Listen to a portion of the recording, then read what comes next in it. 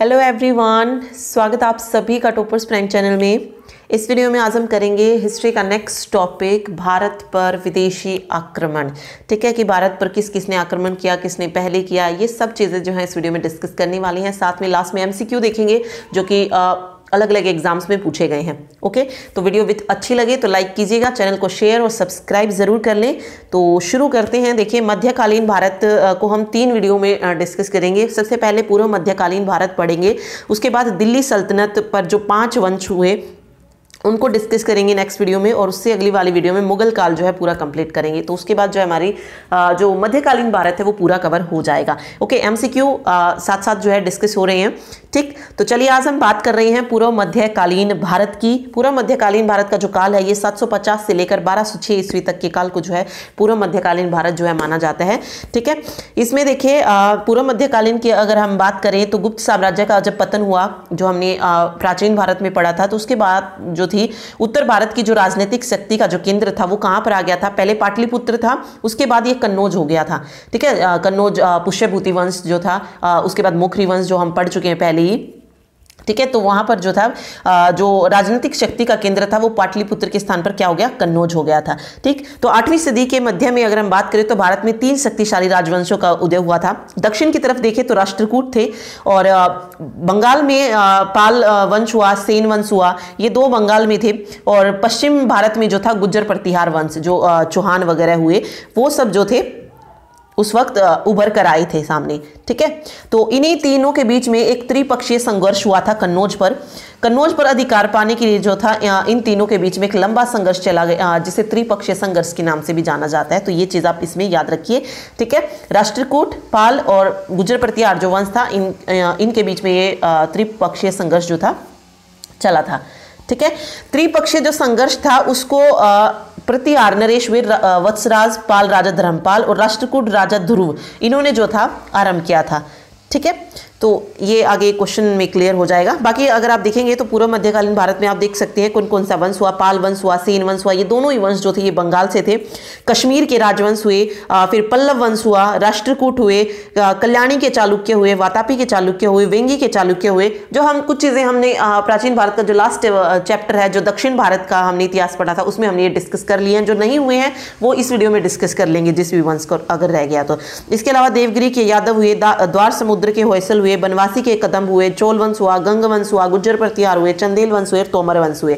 Okay, ये सारे जो थे पूर्व मध्यकालीन भारत में कुछ प्रमुख छोटे छोटे जगह जगह पर जो वंश हुए उनके बारे में बताया गया है। इसके अलावा इसमें हम पढ़ेंगे जो भारत में मुस्लिम आक्रमण हुआ, पहले अरबों का आक्रमण हुआ, तुर्कों का आक्रमण हुआ। ठीक है, तो कब किसने आक्रमण किया, कहां पर आक्रमण किया, वो सब चीजें इस वीडियो में डिस्कस करेंगे। ठीक, तो बाकी दिल्ली सल्तनत और मुगल काल नेक्स्ट वीडियो में। चलिए शुरू कर रहे हैं। पूर्व मध्यकालीन के प्रमुख राजवंश की हम बात कर रहे हैं। तो उत्तर भारत और दक्षिण भारत ने 2 भागों में मैंने बांट लिया है। उत्तर भारत में जो वंश हुए, देखिए पुष्यभूति वंश हुआ, ये कहां पर था, थानेसर हरियाणा में था। बाद में जो पुष्यभूति वंश का राजा था, पहले इनकी राजधानी कहां पर हुआ करती थी, थानेश्वर में होती थी। उसके बाद कन्नौज जो थी, इन्होंने अपनी राजधानी जो थी स्थानांतरित की थी, किसने, हर्षवर्धन ने। ठीक, इसके अलावा मोखरी वंश था, ये कन्नौज में था। पाल वंश, सेन वंश, ये बंगाल में था। राजपूत वंश अगर आप देखेंगे तो गुज्जर प्रतिहार वंश हुआ, ये गुजरात में था। चौहान वंश दिल्ली में था। चंदेल वंश बुंदेलखंड और जिजाक भुगती।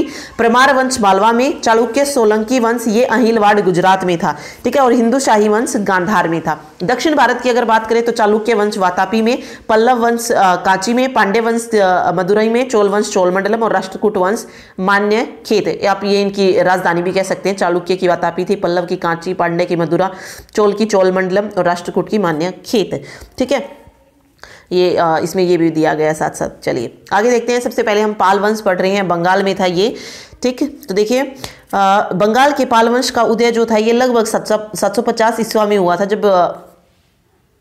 बंगाल की जो अराजक स्थिति थी उससे परेशान होकर जनता ने एक गोपाल नामक व्यक्ति को जो था राजा चुना था। ठीक है, तो पाल वंश की स्थापना जो थी ये बौद्ध धर्म के अनुयायी गोपाल ने की थी। गोपाल ने बिहार शरीफ के निकट ओदंतीपुरी विहार की स्थापना जो थी करवाई थी। ठीक है, उसके बाद पाल वंश का दूसरा शासक आया धर्मपाल, जो कि इस वंश का सबसे महान राजा जो है जिसे कहा जाता है। ठीक, तो देखिए एक और चीज याद रखिए, पाल वंशी जो राजा थे वो क्या थे, बौद्ध थे, बौद्ध धर्म के मीन्स अनुयायी थे। ठीक है। चलिए देखिए उपाधियां देखें, धर्मपाल ने जो जो धारण की, परमेश्वर, परम भट्टारक और महाराज धीराज की जो उपाधि थी ये किसने धारण की थी? धर्मपाल ने की थी। ये गोपाल का पुत्र और उत्तराधिकारी था। इसने कन्नौज के त्रिदलीय संघर्ष की शुरुआत भी की थी, जो मैंने आपको बताया त्रिपक्षीय संघर्ष जो कन्नौज को लेकर हुआ था, उसकी शुरुआत किसने की थी? धर्मपाल ने की थी। और राष्ट्रकूट राजा थे ध्रुव, उन दोनों ने जो था ये आरंभ किया था। ठीक है, चलिए आगे देखिए, गुजराती कवि सोढल ने धर्मपाल को उत्तरापथ स्वामी कहा है। तो ये पूछा जा सकता है कि उत्तरापथ स्वामी जो है किसको कहा है, किसने कहा है? सोढल ने कहा है। तो देखिए धर्मपाल ने कन्नौज के शासक इंदिरा युद्ध को हराकर चक्रा युद्ध को अपने संरक्षण में कन्नौज का शासक जो था बनाया था। धर्मपाल ने विक्रमशिला विश्वविद्यालय की स्थापना, ये क्वेश्चन एसएससी में ऑलरेडी पूछा जा चुका है कि विक्रमशिला विश्वविद्यालय की स्थापना किसने की थी? तो धर्मपाल ने इसकी स्थापना करवाई थी। ठीक है, कहां पर है ये विक्रमशिला विश्वविद्यालय? ये पूछा जा सकता है। तो ये भागलपुर बिहार में है।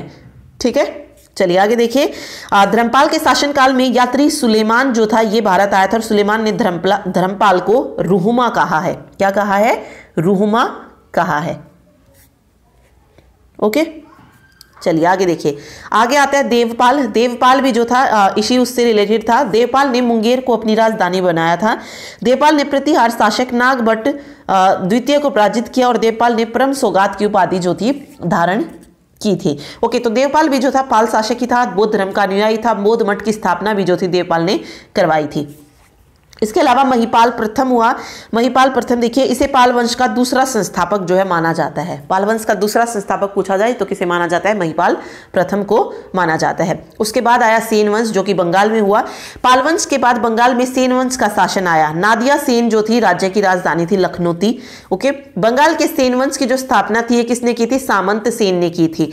गीत गोविंद के रचयिता जयदेव पूछा जाता है ये लक्ष्मण सेन के राज्यश्रय में थे, यानी कि उस जो गीत गोविंद के रचयिता हुए जयदेव वो कहां पर रहा करते थे? लक्ष्मण सेन के राज्य में। ठीक है, देवपाड़ा की विशाल प्रद्युम्नेश्वर मंदिर का निर्माण विजय सिंह ने करवाया था। सर्वप्रथम हिंदी भाषा में अभिलेख लिखने वाला राजवंश कौन था? सेन वंशी था।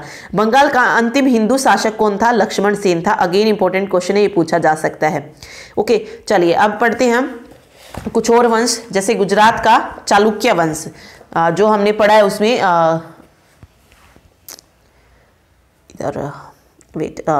उत्तर भारत में था ये। ठीक है, हाँ उत्तर भारत में राजपूत वंश।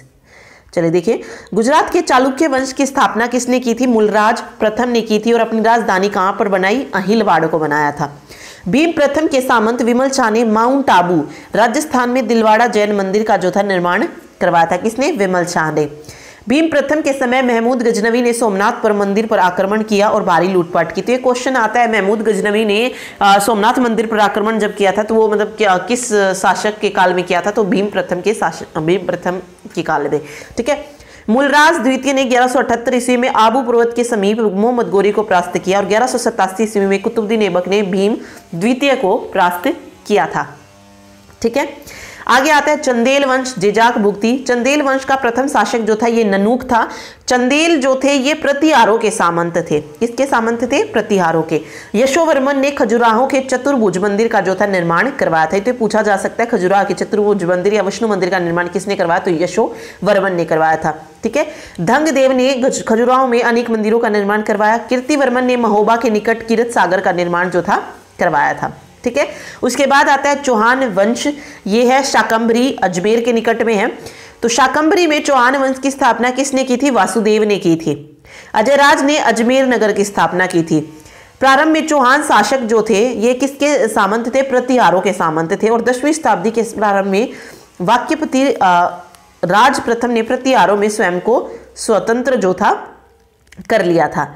ठीक है, अर्णोराज ने अजमेर के निकट सुल्तान महमूद की सेना को जो था पराजित किया था। अर्णोराज ने दिल्ली, बुंदेलखंड एवं पंजाब के कुछ हिस्सों को जीता था, परंतु गुजरात के चालुक्य शासक कुमारपाल ने इसे हरा दिया था।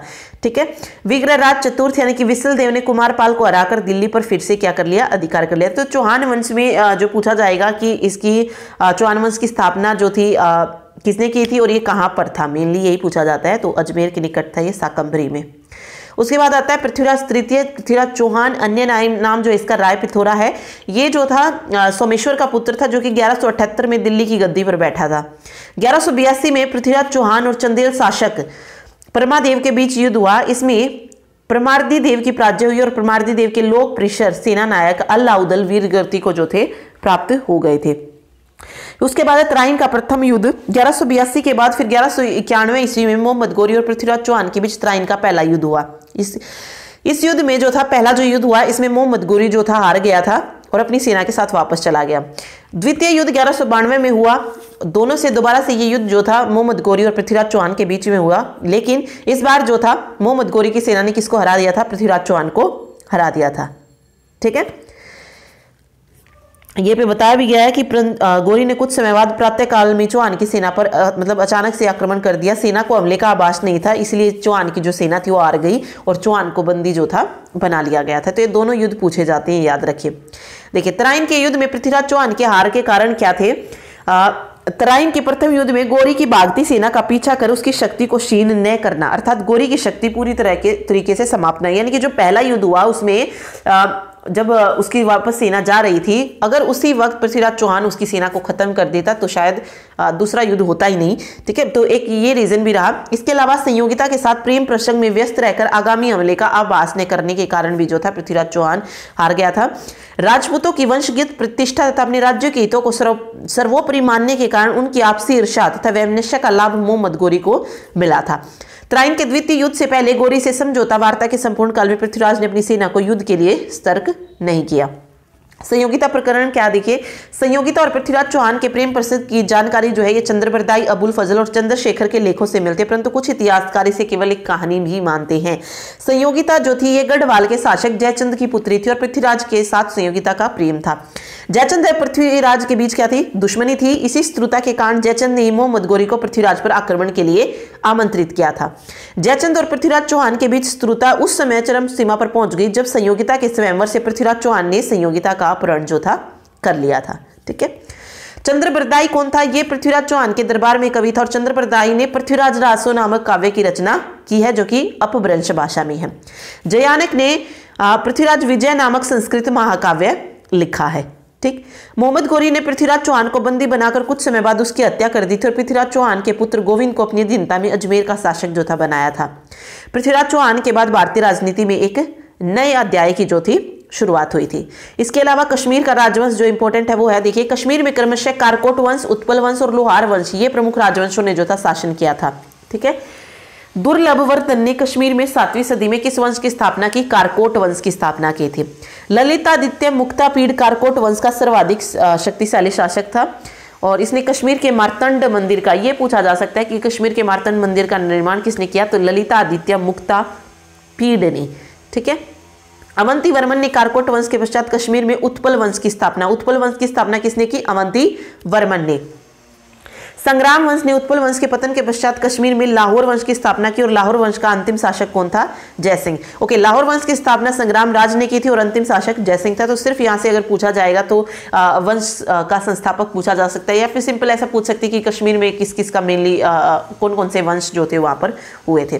ठीक है, उसके बाद आते हैं भारत पर मुस्लिम आक्रमण, हम पढ़ रहे हैं। तो भारत पर मुस्लिम आक्रमण में सबसे पहले भारत पर जिसने आक्रमण किया था वो कौन थे? पहले मुस्लिम कौन थे? अरब थे। ठीक है, देखिए 632 ईस्वी में हजरत मोहम्मद की मृत्यु के बाद 6 वर्षों में उसके उत्तराधिकारियों ने सीरिया, उत्तरी अफ्रीका, स्पेन और ईरान को जीत लिया था। अरबों ने भारतीय सीमा पर भी आक्रमण करने की सोची तथा जल और थल दोनों मार्गों से भारत पर अनेक आक्रमण किए, लेकिन उनको 712 ईस्वी तक कोई ज्यादा सफलता हासिल नहीं हुई। यानी कि 632 से ही जो थे भारत पर छोटे छोटे आक्रमण जो थे करने शुरू कर दिए थे, लेकिन 712 ईस्वी तक कोई भी सफलता उन्हें नहीं मिली। तो ये सब तो आपको पता ही होगा कि भारत पर जो है बहुत सारी विदेशी ऐसी शक्तियां आई जिन्होंने भारत पर आक्रमण किया, चाहे यूनान हुए, चाहे ग्रीक हुए, मुसलमान हुए, अंग्रेज, डच, पुर्तगाल, बहुत सारी विदेशी शक्तियों ने जो था भारत पर आक्रमण किया था। तो भारत पर अभी हम बात कर रहे हैं इसकी मध्यकालीन भारत की। तो मध्यकालीन भारत में सबसे पहले भारत पर किसने आक्रमण किया था? अरबों ने आक्रमण किया था। चलिए देखते हैं अरब आक्रमण के समय सिंध की राजनीतिक स्थिति क्या थी। देखिए, सिंध पर जो था साहसी राम प्रथम का अधिकार था जो कि हर्ष का समकालीन था। सबसे पहले अरबों ने कहां पर आक्रमण किया था? सिंध पर आक्रमण किया था 712 ईस्वी में, ये आप याद रखिएगा। साहसी राम प्रथम की मृत्यु के बाद सिंध का शासक साहसी राम द्वितीय हुआ और साहसी राम द्वितीय की हत्या उसके एक अधिकारी चच द्वारा की गई। चच क्या था? एक ब्राह्मण था। ठीक, साहसी राम द्वितीय की पत्नी से विवाह कर चच जो था ये सिंध का जो था शासक बन गया।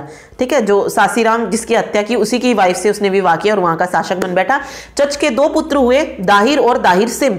कुछ समय के बाद दाहिर सिम की भी मृत्यु हो गई और दाहिर जो था ये संपूर्ण राज्य का शासक बन गया। दाहिर जो था एक कट्टर ब्राह्मणवाद था, इसी कारण जो थे बौद्धों को उसने प्रताड़ित किया क्योंकि वो ब्राह्मण समाज से रिलेटेड था। दाहिर शक्तिशाली शासक तो था लेकिन जनता में अलोकप्रिय भी वो था। भारत पर अरबों का आक्रमण। अरबों ने सिंध पर आक्रमण करना प्रारंभ किया और कई कारण थे भारत पर अरबों के आक्रमण के। भारत की धनाढ्यता, साम्राज्य विस्तार और इस्लाम का प्रसार, यानी कि भारत से धन भी लूटना था, अपने साम्राज्य को फैलाना भी था और इस्लाम का प्रचार प्रसार भी करना जो था एक रीजन था कि भारत ने अरबों पर आक्रमण किया।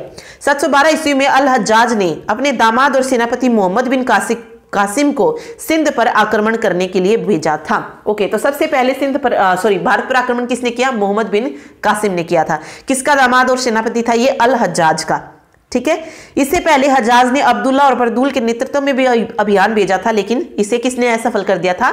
दाहिर ने असफल कर दिया था। लेकिन जब मोहम्मद बिन कासिम आया उस वक्त जो था दाहिर उससे हार गया था। ठीक है, चलिए देखते हैं भारत पर विदेशी आक्रमण। सबसे पहले हम अरबों का आक्रमण पढ़ रहे हैं। मोहम्मद बिन कासिम ने सबसे पहले आक्रमण किया था। तो भारत पर आक्रमण करने वाला प्रथम अरब कौन था? मुस्लिम मोहम्मद बिन कासिम था। मोहम्मद बिन कासिम के आक्रमण के समय सिंध का शासक कौन था? दाहिर था। भारत में जजिया कर सर्वप्रथम किसने लगाया था? मोहम्मद बिन कासिम ने लगाया था। Again important question. ब्रह्मगुप्त द्वारा लिखित ब्रह्म सिद्धांत एवं खंड खाद का अरबी में अनुवाद भारतीय विद्वानों की सहायता से अल फाजरी ने किया था और ब्रह्म सिद्धांत का अरबी नाम इल्म उल साहिब रखा गया। ठीक है, खगोल शास्त्र पर आधारित पुस्तक किताब उल जिज की रचना किसने की? अल फाजरी ने की थी। ओके, तो ये कुछ किताबें बताई गई हैं। आगे हम मोहम्मद बिन कासिम के बारे में थोड़ा सा डिटेल में जानेंगे। इसके अलावा पंचतंत्र का अरबी अनुवाद अगर पूछा जाए तो ये कलिया व दिमना कहलाता है। मोहम्मद बिन कासिम ने सिंध, मुल्तान, वैमन शाह आदि को जीता किंतु वे अधिक आगे जो थे नहीं बढ़ सके। तुर्कों का आक्रमण हुआ। अरबों के बाद किसका आक्रमण हुआ? तुर्कों का आक्रमण हुआ था। देखिए, अरबों के बाद भारत पर तुर्कों ने आक्रमण किया। सबसे पहले है अल्पतगीन। ये गजनी साम्राज्य व यामनी वंश से था, या गजनी वंश का संस्थापक अगर आपसे पूछा जाए कौन था? अल्पतगीन। उसके बाद सुबुक्तीन आया। ओके, सुबुक्तीन जो था ये अल्पतगीन का दास और दामाद हुआ और सुबुक्तीन भारत पर आक्रमण करने वाला पहला तुर्क शासक था और इसी का पुत्र हुआ महमूद गजनवी। ठीक है, सुबुक्तगीन। ठीक, ओके, तो सुबुक्तगीन ने पहली बार जो था भारत पर आक्रमण किया था 986 ईस्वी के आसपास। उस वक्त शासक जो थे जयपाल थे। जयपाल पर जो था सुबुक्तगीन ने 2 बार आक्रमण किया था लेकिन सफल नहीं हो सके थे। उसके बाद उसका जो पुत्र था महमूद गजनवी, ये उत्तराधिकार बना और उसने जो था फिर भारत पर हमला किया था। देखिए, महमूद गजनवी से पहले किसने किया था? सुबुक्तगीन ने, लेकिन वो सफल नहीं हुआ था, बट महमूद गजनवी को सफलता मिली थी। ठीक, चलिए देखिए, महमूद गजनवी जो था ये सुबुक्तगीन का पुत्र था और इसने 1001 से लेकर 1027 ईस्वी के बीच भारत पर 17 बार आक्रमण किया था। सुल्तान की उपाधि तुर्की शासकों ने प्रारंभ की थी। यह उपाधि बगदाद के खलीफा ने प्रदान की थी। सुल्तान की उपाधि लेने वाला पहला शासक कौन था? महमूद गजनवी ही था। ठीक है, ओके, आक्रमण के कारण क्या थे? अपने राज्य की सुरक्षा हेतु शाही वंश पर आक्रमण करना, अपने राज्य को बढ़ाना, शत्रुओं को पराजित करना, धन को लूटना, यही थे। इस्लाम का प्रचार प्रसार करना, ये सब जो थे उसके आक्रमण के कारण थे। परिणाम क्या हुए? उत्तर भारत की राजनीति में जो था कुछ परिवर्तन आया। मुस्लिम व्यापारियों के माध्यम से मध्य और पश्चिम एशिया के साथ भारतीय व्यापार में वृद्धि हुई। लाहौर अरबी और फारसी साहित्य का केंद्र बन गया और मुस्लिम राज्य की स्थापना का मार्ग जो था वो प्रशस्त हो गया था। उसके बाद देखिए, गजनवी के भारतीय आक्रमण दिए गए हैं। 17 बार आक्रमण किया। पहला जो था ये पंजाब के सीमावर्ती क्षेत्र पेशावर, भटिंडा, मुल्तान, फिर पेशावर, फिर से अलवर, मुल्तान, थानेश्वर, नंदन, कश्मीर, मथुरा, कन्नौज, कालिंजर, कश्मीर, ग्वालियर व कालिंजर, फिर सोमनाथ मंदिर। 16वां जो था आक्रमण सोमनाथ मंदिर पर था और 17वां जो था ये सिंध के जाटों पर जो था इसने हमला किया था। ठीक है, महमूद गजनवी का पहला आक्रमण हिंदू शाही शासक जयपाल के विरुद्ध ही था, जिसके खिलाफ इसके पिता ने भी आक्रमण किया था, बट वो उसमें सफल नहीं हुआ था। ठीक है, देखिए इसने 2 लड़ाई लड़ी। ये लड़ाई पूछी जाती है वहिंद की पहली लड़ाई और वहिंद की दूसरी लड़ाई। पहली लड़ाई जो थी महमूद गजनवी और जयपाल के बीच में हुई थी और इसमें गजनवी की विजय हो गई थी। वहिंद की दूसरी लड़ाई ये गजनवी और आनंदपाल के बीच में हुई, इसमें भी गजनवी की जो था जीत गया था। ठीक है, महमूद गजनवी ने 1015 में कश्मीर पर आक्रमण किया, लेकिन इसमें वो असफल रहा। अब पूछा जा सकता है महमूद गजनवी ने कश्मीर पर आक्रमण कब किया, तो 1015 ईस्वी में। 1025 ईस्वी में महमूद गजनवी ने सोमनाथ मंदिर पर आक्रमण किया और शिव मंदिर को नष्ट कर दिया और अपार धन संपदा लूटी। तो ये पूछा जाता है सोमनाथ मंदिर पर आक्रमण, तो 1025 ईस्वी में। यह आक्रमण जो था चालुक्य शासक जो हुए भीमदेव प्रथम, उनके समय में हुआ था। ये मैं पहले ही आपको बता चुकी हूँ। महमूद गजनवी का भारत पर आक्रमण का उद्देश्य सिर्फ क्या था, लूटपाट करना था और भारत में एक स्थायी साम्राज्य स्थापित करना और जो भी उसका साम्राज्य था उसको बढ़ाना उसका मेन मोटिव था। ओके, गजनवी विजित प्रदेशों में स्थायी रूप से नहीं रहता था, वह बार बार गया था गजनी लौट, यानी कि जो भी राज्य वो जीतता था उस वहां पर खुद नहीं रहता था, मतलब उसके अधीन जो भी किसी को भी शासक वो बनाता था, वो अपनी देश जो था लौट जाता था। गजनवी ने न तो विजित प्रदेशों को अपने राज्य में मिलाया और न ही विजित प्रदेशों में कुछ स्थायी बंदोबस्त किया, यानी कि जो भी उसने जीता उसने उसे अपने राज्य में नहीं मिलाया और ना ही वहां पे कुछ अलग किया। ठीक है, गजनवी जो था ये भारत से धन लूटकर मध्य एशिया में विशाल साम्राज्य जो था स्थापित करना चाहता था। गजनवी ने मथुरा के कई मंदिरों को तोड़ा और यह भारत का बेथलहेम जो है इसको कहा जाता है। गजनवी को भारतीय इतिहास में मूर्ति भंजक, बुत शिकन के नाम से भी जाना जाता है। तो पूछा जाता है ये मूर्ति भंजक किसे कहा जाता है, तो महमूद गजनवी को कहा जाता है। ठीक है, अलबरूनी कौन था, देखिए अलबरूनी ये फारसी भाषा के लेखक थे जो महमूद गजनवी के साथ भारत आए थे। अब ये क्वेश्चन पूछ सकता है कि अलबरूनी किसके साथ भारत आया था, पूछा भी जाता है। तो ये महमूद गजनवी के साथ भारत आया था और इसने इनकी फेमस बुक पूछी जाती है किताब उल हिंद या तहकीक हिंद। इसकी रचना किसने की थी, अलबरूनी ने की थी। ओके, फिरदौसी जो थे शाहनामा महाकाव्य पूछा जाता है रचना किसने की थी, तो फिरदौसी ने की थी और ये एक फारसी कवि थे। किताब उल हिंद जो थी इसकी भाषा जो थी फारसी थी, कुल अध्याय इसमें 80 थे और लेखक कौन था, अलबरूनी था। इसी बुक का अंग्रेजी अनुवाद जो था किताब उल हिंद का किसने किया, एडवर्ड सी सचाऊ ने। Al-Biruni India an account of religion नाम से इन्होंने इसका अंग्रेजी में अनुवाद किया। हिंदी अनुवाद किताब उल हिंद का रजनीकांत शर्मा ने किया था, जिसकी विषय था भारतीय समाज एवं संस्कृति, जिसमें इसके रीति रिवाज त्योहार वगैरह के बारे में बताया गया था। ठीक है, फिर आता है मोहम्मद गोरी। अफगानिस्तान में गजनी वंश के पतन के बाद गोरी कबीले की स्थिति मजबूत हुई और मोहम्मद गोरी जो था इस कबीले का शासक था। मोहम्मद गोरी किस वंश का शासक था, संसवानी वंश का शासक था। मोहम्मद गोरी का जो है भारत पर आक्रमण करने का मुख्य उद्देश्य सिर्फ मुस्लिम राज्य को स्थापित करने था और प्रथम आक्रमण जो था ये 1175 ईस्वी में मुल्तान पर जो था मोहम्मद गोरी ने किया था। 78 में गुजरात आक्रमण, गुजरात के शासक भीम द्वितीय ने मोहम्मद गोरी को बुरी तरीके से पराजित जो था कर दिया था। प्रथम युद्ध द्वितीय युद्ध मैंने आपको बधाई दिए, ऊपर पढ़ चुके हैं अभी। ठीक है, मोहम्मद गोरी को जो है भारत में मुस्लिम राज्य का वास्तविक संस्थापक जो है माना जाता है। इसके अलावा एक चंदावर का युद्ध हुआ 1194 में ही, ये मोहम्मद गोरी और जयचंद के बीच में हुआ था और जयचंद की इसमें पराजय हो गई थी। ओके, मोहम्मद गोरी भारत में किस दर्रे को पार करके आया था, गोमल दर्रे को, क्वेश्चन पूछ सकते हैं। कन्नौज विजय के पश्चात मोहम्मद गोरी के सिक्कों पर किसकी आकृति बनी, देवी लक्ष्मी की आकृति बनी थी और मोहम्मद गोरी का नाम मोहम्मद बिन साम जो था अंकित किया गया था। मोहम्मद गोरी के सेनापति बख्तियार खिलजी ने नालंदा विश्वविद्यालय को हानि पहुंचाई थी। 1206 ईस्वी में खोखरों ने मोहम्मद गोरी की क्या कर दी, हत्या कर दी थी। ठीक है, याद रखिए। ऊपर जैसे मैंने बताया था मोहम्मद बिन कासिम को थोड़ा सा और डिटेल में जानेंगे। देखिए, सर्वप्रथम आक्रमण मोहम्मद कासिम ने किया था। ये गवर्नर अल्लाह जल के सेनापति और दामाद थे, ये हम पहले ही पढ़ चुके हैं। 712 में जो था कासिम भारत आया था। सबसे पहले इसने राबोर का युद्ध हुआ है 712 ईस्वी में और ये मोहम्मद कासिम और सिंध के राजा दाहिर के बीच हुआ था और इस युद्ध में जो था दाहिर क्या हो गया, पराजित हो गया था। ठीक है, दाहिर के पुत्र और ब्राह्मणवाद के राजा जयसिंह को पराजित कर कासिम ने क्या कर लिया, इस पर अधिकार जो था कर लिया था। 713 में जो है मुल्तान को फिर से कासिम ने जीता और सारा धन प्राप्त करके उसको क्या नाम दे दिया, स्वर्ण नगरी का नाम जो था रख दिया था उसका। ठीक, भारत में जो अरबों ने जो आक्रमण किया भारत पर, इसकी जानकारी कहाँ से मिलती है, ये पूछा जा सकता है। तो ये चचनामा नामक ग्रंथ से मिलती है और ये ग्रंथ जो है अरबी भाषा में लिखा गया है। वही मूल उद्देश्य हम पहले ही पढ़ चुके हैं। ओके, 715 एडी चचनामा राज्य के अनुसार बगदाद के खलीफा सुलेमान के आदेश पर मोहम्मद बिन कासिम की जो थी हत्या करवा दी गई थी। सर्वप्रथम मोहम्मद बिन कासिम ने सिंध के स्त्रेतों में जजिया कर वसूल किया था। इस कर से बच्चे, अपाहिज, साधु संत, ब्राह्मण और महिलाओं को मुक्त रखा गया था। ठीक है, मोहम्मद बिन कासिम ने सिंध क्षेत्र में दिनार नामक स्वर्ण मुद्राओं का भी जो था प्रचलन किया था। अरब काल के लोगों ने भारत को, अरब काल के जो लोग थे वो भारत को हिंदुस्तान के कहते थे और भारत से ही उन्होंने अंक पद्धति, दशमलव पद्धति, ये सब जो थी सीखी थी और इस पद्धति को क्या नाम दिया, हिंदजा का नाम जो था दिया था। ठीक है, यूनानियों ने अरब के लोगों से अंक पद्धति व दशमलव पद्धति सीखा और इसे अरेबियन न्यूमरल्स जो था नाम दे दिया था। मोहम्मद बिन कासिम ने विष्णु शर्मा के ग्रंथ पंचतंत्र का फारसी में अनुवाद करवाया और उसका नाम जो था कलीलावा दिमना रखा।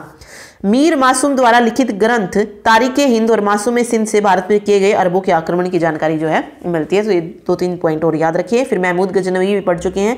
अब्बासी खलीफाओं के सेनापति अल्पतगीन ने 963 AD में गजनी स्वतंत्र राज्य की जो थी स्थापना की थी और मृत्यु हो गई अल्पतगीन की 977 में। उसके बाद उसका जो दास और दामाद हुआ सुबुद्दीन, वो गजनी का शासक बना और 986 AD में जो था उसने जयपाल को पराजित किया। ओके, बट वो कर नहीं पाया था जयपाल को पराजित। ठीक है, उसे सक्सेस जो थी नहीं मिली थी, काफ़ी मतलब ज़्यादा नहीं लेकिन थोड़ी बहुत सफलता उसे हासिल हुई थी। ओके, 998 में सुबुद्दीन की मृत्यु के बाद उसका पुत्र महमूद गजनवी का शासक बन गया। 971 AD में जो था इसका जन्म हुआ था। उपाधि इसने सुल्तान यामीन उद्दौला और यामीन उल मिल्ला की उपाधि जो थी धारण की। 999 AD में बगदाद के अब्बासी खलीफा अल-अदार बिल्लाह द्वारा यामीन उद्दौला तथा बुतसिकिन की उपाधि जो थी इसे प्रदान की गई थी। साम्राज्य का दाहिने हाथ और मूर्ति भंजक की। ठीक है, इस्लामी दुनिया का पहला सुल्तान कौन था? महमूद गजनवी था। ठीक है, खैबर दर्रे या गोमल दर्रे के रास्ते से जो था इन्होंने भारत पर आक्रमण किया था। जयपाल के विरुद्ध ही था। 17 आक्रमण किए थे तो वही बताए गए हैं। सोमनाथ मंदिर पे 1025 में किया था। और देखिए ये इंपॉर्टेंट यहाँ पे, सोमनाथ के आक्रमण में जिन 2 हिंदुओं ने साथ दिया था वो कौन थे? सेवंत राय और तिलक थे। ठीक है, 6 टन सोना इन्होंने वहाँ से लूटा था। और जब ये वापस जा रहा था गजनी तो पंजाब के जाटों ने इस पर आक्रमण कर दिया था। सोमनाथ के आक्रमण के समय गुजरात का शासक चालुक्य वंश भीम प्रथम था। महमूद गजनवी के जाने के बाद भीम प्रथम ने ही सोमनाथ मंदिर का पुनर्निर्माण करवाया था। 17वां अंतिम आक्रमण ये जाटों के विरुद्ध था और गजनवी की जो हत्या थी, मृत्यु जो थी वो 1030 AD में हो गई थी।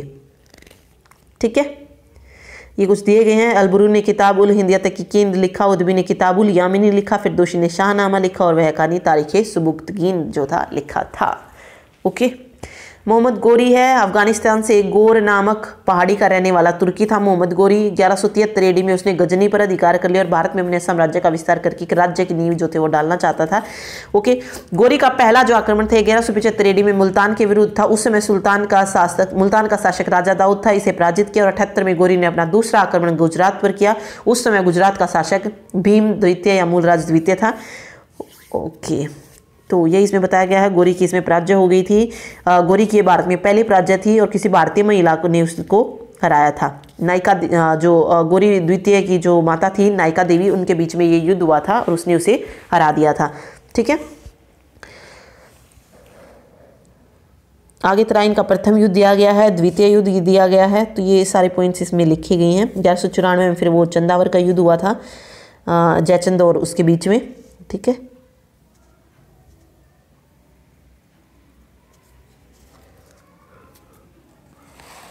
ठीक, तो यही था बस इसमें।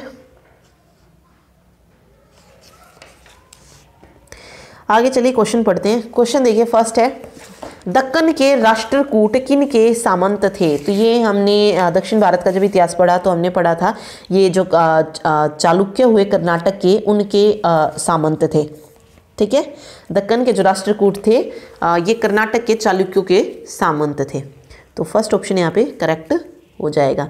अगला है चोल काल में वेट्टी शब्द किस लिए प्रयुक्त होता था? चोल काल में वेट्टी जो वर्ड था ये कर के लिए यूज किया जाता था, श्रम के रूप में जो कर दिया जाता था, तो श्रमिक कर सही हो जाएगा। त्रिपक्षीय संघर्ष का मूल कारण क्या था?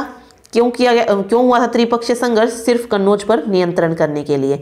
चोल किसके सामंत थे? तो चोल पल्लवों के सामंत थे। ठीक है, तंजावुर के वृद्धेश्वर मंदिर का निर्माण किस चोल के शासक के द्वारा किया गया था? तो ये राजराज ने करवाया था तंजावर के वृद्धेश्वर का। गंगईकोंड चोलपुरम की स्थापना किस चोल शासक के द्वारा की गई थी? राजेंद्र प्रथम। चोल काल में किसानों की बस्तियों को क्या कहा जाता था? किसानों की बस्तियों को देखिए क्या कहा जाता था? उर कहा जाता था।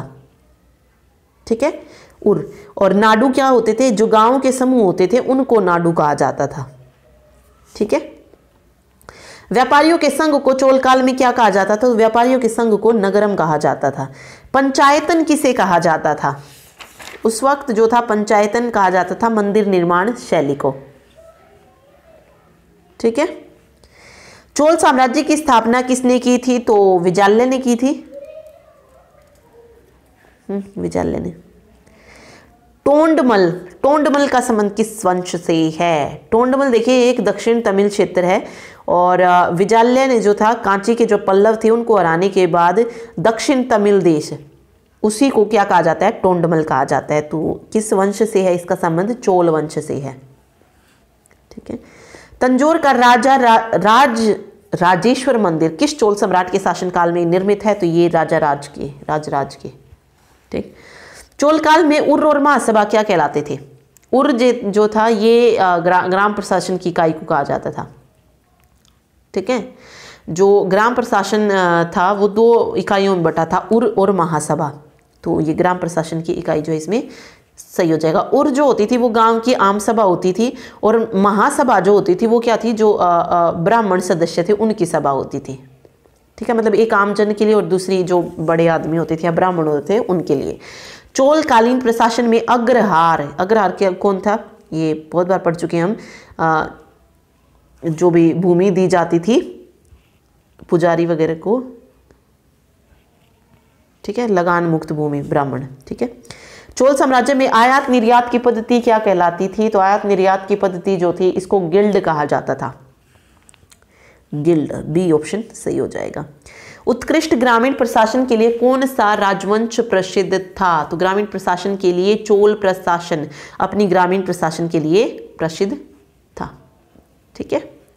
बंगाल का अंतिम हिंदू शासक कौन था? तो बंगाल का अंतिम हिंदू शासक पढ़ा था हमने, लक्ष्मण सेन जो था अंतिम हिंदू शासक था। सेन राजवंश का वास्तविक संस्थापक किसे माना जाता है? तो वास्तविक संस्थापक माना जाता है विजय सेन को। विजय सेन। ठीक है। लक्ष्मण सेन किस धर्म का अनुयायी था? तो ये वैष्णव धर्म का था।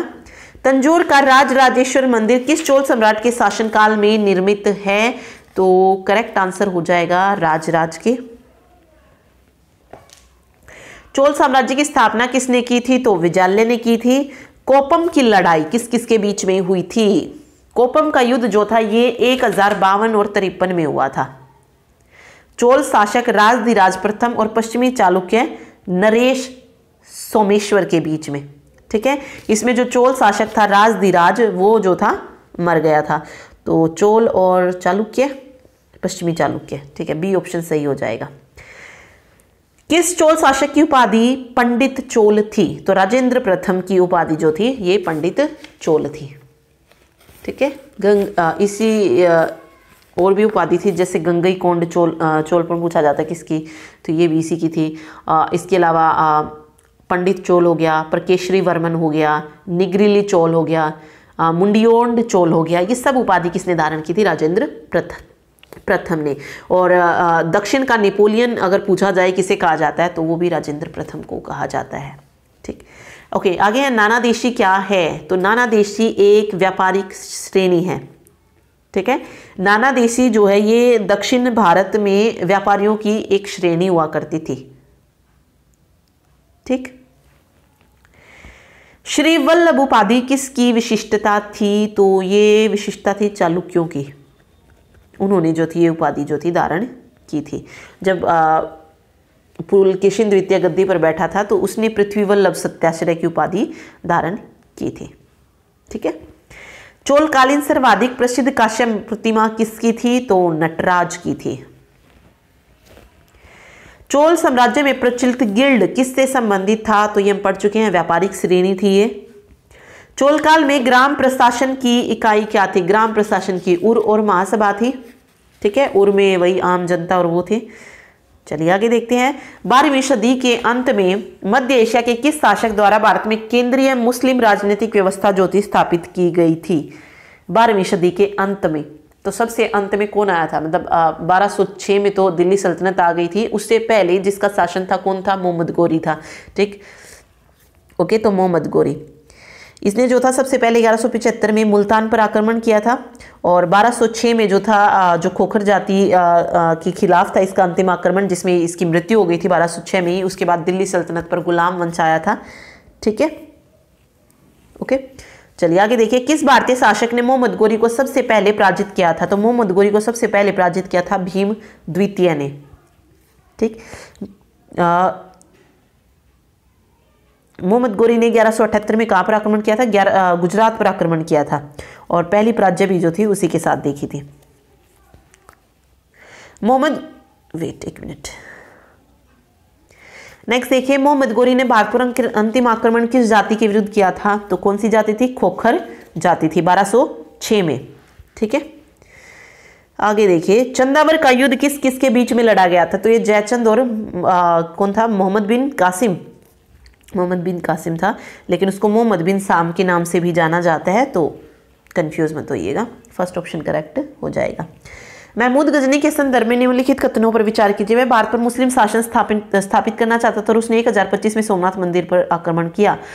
कौन सा कथन सत्य है? तो इसमें सिर्फ क्वेश्चन 2 जो है वो सही है। ठीक है, क्योंकि उसका जो मेन मोटिव था वो सिर्फ धन लूटना था या मंदिरों को लूटना था, ताकि वो मध्य एशिया में जो है अपना पूरा शासन जो था स्थापित कर सके। तो केवल 2 यहाँ पे करेक्ट हो जाएगा। ठीक है, मूर्ति भंजक किसे कहा जाता है? तो किसको कहेंगे? महमूद गजनवी को। बुत शिकनबी यही होता है। वहिंद की लड़ाई किस किस के बीच में लड़ी गई थी? तो वहिंद की लड़ाई ये किसके बीच में हुई थी? एक मिनट, ये वो महमूद गजनवी और जयपाल के बीच में हुई थी। वही दो लड़ाई हमने पढ़ी थी ऊपर। पहली लड़ाई जो थी महमूद और जयपाल के बीच में हुई थी। ओके, उसके बाद आनंद पाल के साथ हुई थी। महमूद गजनवी किस वंश का शासक था? तो गजनवी जो था ये अफराशियाब वंश का शासक था। ठीक है, भारत पर पहला मुस्लिम आक्रमण कब हुआ था? तो 712 ईस्वी में हुआ था। भारत पर सर्वप्रथम मुस्लिम आक्रमणकारी कहाँ के थे? ये अरब के थे। ठीक है, इनमें से कौन गजनवी राजवंश का संस्थापक था? गजनवी राजवंश का संस्थापक कौन था? अल्पतगीन। ठीक है, निम्न में से कौन चंदेल शासक महमूद गजनवी से पराजित नहीं हुआ था? ओके, कौन सा चंदेल शासक है जो महमूद गजनवी से पराजित नहीं हुआ था? तो वो था विद्याधर। ठीक है, महमूद गजनवी का दरबारी इतिहासकार कौन था? तो दरबारी इतिहासकार था उत्बी, जिसने किताबुल यामिनी और तारीख यामिनी जो थी लिखे थे। शाहनामा का लेखक कौन था? फिरदौसी था। ठीक है, महमूद गजनवी के साथ भारत आने वाला प्रसिद्ध इतिहासकार कौन था? तो वो अल-बरूनी था, जो कि गजनवी के साथ भारत आया था, जिसने किताब उल हिंद जो थी लिखी थी, या तहकीक हिंद जिसको कहा जाता है। निम्नलिखित कथनों में से कौन अल-बरूनी के संबंध में सही नहीं है? वह एक धर्मनिरपेक्ष लेखक थे, वह संस्कृत का विद्वान था, त्रिकोणमिति का विशेषज्ञ था, उसका जीवन भारत से प्रभावित था। ओके, जो सही नहीं है वो है कि वो एक धर्मनिरपेक्ष लेखक था। ओके, ये सही नहीं है।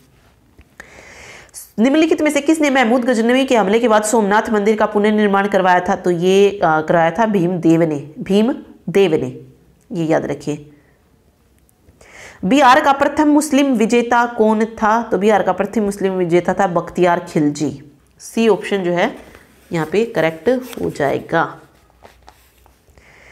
तराइन का द्वितीय युद्ध 1192 में हुआ था, पहला 1191 में हुआ था। गोरी ने द्वितीय आक्रमण किस राज्य में किया था? दूसरा आक्रमण गोरी ने, पहला जो था मुल्तान में किया था, दूसरा कहां पर किया था? गुजरात में किया था 1178 में, और मुल्तान में कहां पर? 1175 में किया था। ठीक है, नेक्स्ट है मोहम्मद गोरी की मृत्यु कब हो गई? तो 1206 ईस्वी में हुई थी। किसने का मतलब आखिरी जो युद्ध था वो किस विद्रोह को दबाने के लिए था? खोखर जनजाति का विद्रोह था पंजाब में, उसको दबाने के लिए जो था इसने भारत पर आक्रमण किया था मोहम्मद गोरी ने। और इस अभियान के दौरान ही जो था दमयक के पास जो थी मोहम्मद गोरी की हत्या जो थी कर दी गई थी। ठीक है, गोरी ने जो है अपनी मृत्यु से पहले ही जो अपने दास थे उनको क्या कर दिया था? उत्तराधिकारी नियुक्त कर दिया था। ठीक, तो ये था पूरा मध्यकालीन भारत, जो भी उत्तर भारत में वंश हुए या आक्रमण जो हुए वो सब हमने डिस्कस किए हैं। नेक्स्ट जो हम पढ़ेंगे वो पढ़ेंगे हम दिल्ली सल्तनत 1206 से लेकर 1526 तक का जो काल रहा वहाँ तक, क्योंकि 1526 में फिर मुगल साम्राज्य जो था आ गया था, ठीक है, बाबर या हुमायूं, उसके बाद अकबर, ठीक। तो वो हम लास्ट जो वीडियो होगी तीसरी उसमें पढ़ेंगे। तो मेन फोकस हमारा दिल्ली सल्तनत पे जो 5 वंश हुए, एक तो उनका क्रम इंपॉर्टेंट है, वो पूछे जाते हैं, वो सब डिस्कस करेंगे। कौन कौन सा वंश जो था किस तरीके से आया था, क्वेश्चन क्या क्या बनेंगे, वो सब भी जो है उसमें साथ साथ देख लेंगे, ठीक। तो ये था आज का टॉपिक। अगर वीडियो अच्छी लगे तो लाइक कर दीजिएगा। Thank you so much.